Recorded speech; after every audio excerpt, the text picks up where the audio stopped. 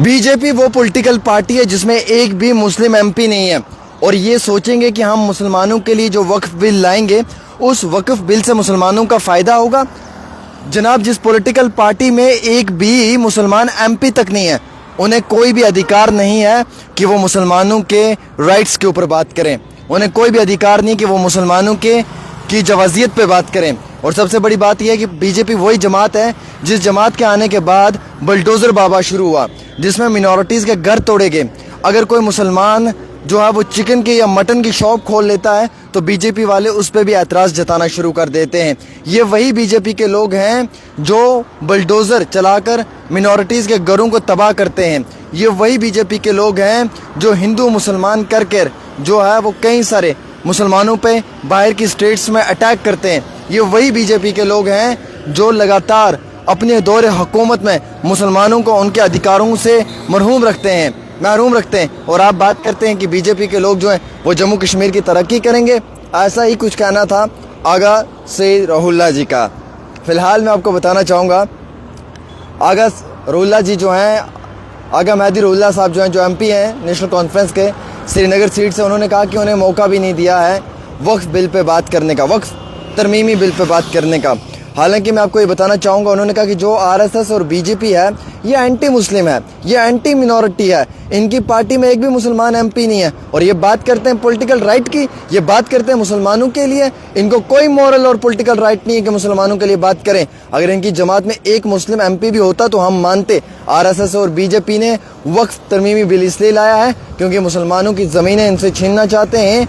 हर district में जो है वो 2 नॉन मुस्लिम लोगों को बोर्ड का हिस्सा बनाना चाहते हैं। ट्रिब्यूनल को ख़त्म करके जो है वो डिस्ट्रिक्ट मजिस्ट्रेट को ताकत देना चाहते हैं और जो कब्रिस्तान इबादत गाहें हैं उनके डॉक्यूमेंट्स बनवाना चाहते हैं। किस कब्रिस्तान के डॉक्यूमेंट है जनाब?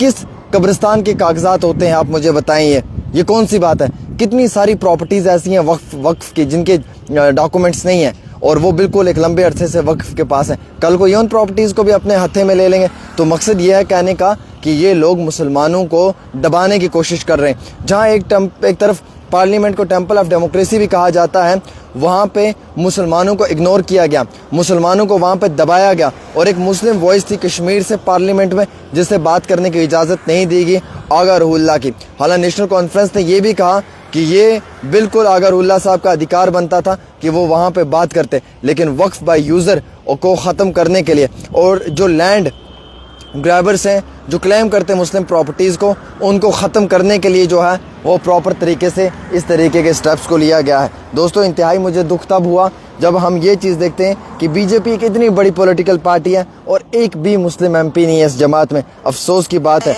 जो दावा पेश करती है कि हम पूरे देश में तरक्की ला रहे हैं, उनकी जमात में एक भी मुसलमान एमपी नहीं है। और तुम बात करते हो कि हम मुसलमानों को राइट देंगे, तुम्हारी जमात में एक भी मुस्लिम एमपी नहीं है जनाब। मैं ताल ठोक के बात करता हूँ तुम लोगों के ख़िलाफ़, क्योंकि अल्लाह मालिक ने मुझे इतनी क़ुव्वत बख्शी है कि मैं तुम्हारे खिलाफ बात कर पाऊँ। मैं ना तुम्हारी जेलों से डरता हूँ ना तुम्हारी सलाखों से डरता हूँ। मैं डरता हूँ तो रब्बुल इज़्ज़त से डरता हूँ। और मैं तुम्हें सीधा कहना चाहूँगा कि तुम जो कर रहे हो वो गलत कर रहे हो। मुसलमानों पे जुल्म अत्याचार तुम कर रहे हो और वक्फ जैसी बिल्स को लाकर क्या महसूस करवाना चाहते हो? क्या साबित करना चाहते हो? क्या दिखाना चाहते हो कि क्या मुसलमानों की मेजॉरिटी नहीं है तो तुम मिनॉरिटीज़ पे जुल्म करोगे, तुम मिनॉरिटीज़ पे अत्याचार करोगे, तुम मिनॉरिटीज़ को लहू लुहान करोगे और तुम मिनॉरिटीज़ के राइट्स को दबाओगे। वक्फ बाय यूज़र को आप तुम ख़त्म कर रहे हो। सबसे इंपॉर्टेंट है वक्फ बाय यूज़र, आप उसको भी ख़त्म कर रहे हो। उससे इंपॉर्टेंट है कि आप नॉन मुस्लिम्स को बोर्ड में इंट्रोड्यूस करवा रहे हो। मुझे एक बात बताएं, किस जगह ये लिखा हुआ है कि नॉन मुस्लिम जो है वो इस बोर्ड का हिस्सा बन सकता है? कितने हिंदू बोर्ड हैं, क्या उनमें मुसलमान बन सकता है? कितने हिंदू ट्रस्ट हैं, क्या उसमें मुसलमान बन सकता है? कितने हमारे सिख कम्युनिटी के भाइयों के ट्रस्ट हैं, क्या उसमें मुसलमान बन सकता है? अगर नहीं तो फिर बिलखसूस मुसलमानों के ही मसलों में क्यों इंटरफेयर किया जाता है? क्यों बार बार मुसलमानों को ही हरास किया जाता है? वाहिद एक ऐसी पॉलिटिकल पार्टी है बीजेपी जिसकी जमात में एक भी सिंगल एमपी नहीं है मुसलमान, और ये दावा पेश करते हैं कि हम मुसलमानों की तरक्की करेंगे। आपके इक़्तिदार में आने के बाद जो है वो ज़्यादा मॉब लंचिंग हुई है। आपके इक़्तिदार में आने के बाद जो है वो हद से ज़्यादा जो है वो देश के अंदर बुलडोज़र चला है मुसलमान मिनॉरिटीज़ के घरों पे, जिनको निस्तेनाबूद किया गया है, जिन्हें तोड़ा गया है, जिन्हें जो है वो मुश्किलात के अंदर डाला गया है। मैं आपको ये कहना चाहूँगा कि ये बात हकीकत है, इसमें दोहराई नहीं है कि ये जुल्म जो है ये जुल्म बहुत बड़ा नज़र आ रहा है। और श्रीनगर के एमपी आगा रहुल्ला साहब को आपने पार्लियामेंट में बात करने ही नहीं दी, आपने उन्हें राइट ही नहीं दिया बात करने का, आपने उन्हें इजाज़त ही नहीं दी बात करने की। क्यों? वाई?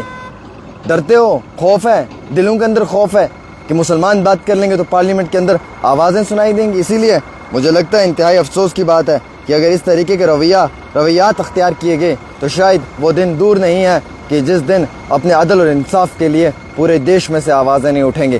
फ़िलहाल के तौर के ऊपर मैं आपको क्लियर करना चाहूँगा दोस्तों कि ये चीज़ें इंतहाई गलत हैं। वक्फ बाय यूज़र को ख़त्म किया जा रहा है और मिनॉरिटीज़ को दबाया जा रहा है, और ये सारी कोशिशें भारतीय जनता पार्टी कर रही है।